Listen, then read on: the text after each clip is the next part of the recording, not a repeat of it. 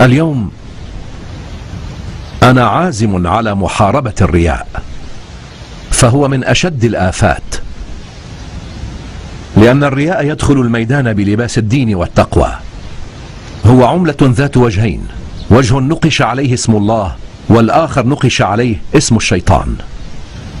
عامة الناس يرون وجه الله، وأهل العلم يرون وجه الشيطان. هذا الرياء أدمى قلب إمامنا علي بن أبي طالب، الذي عانى من رياء المنافقين مدعي الزهد والتقوى.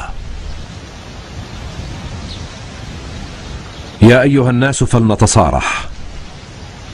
أنتم اليوم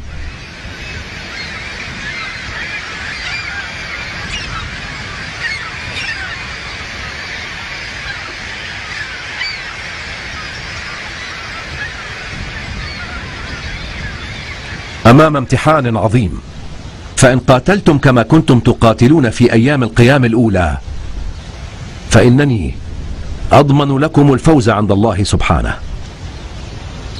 وقد يكون بينكم نفر يريدون الاستسلام للأعداء الظالمين،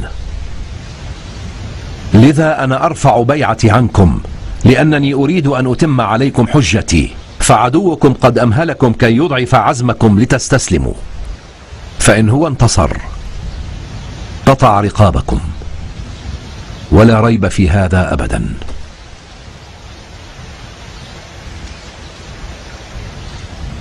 وأما بنعمة ربك فحدث.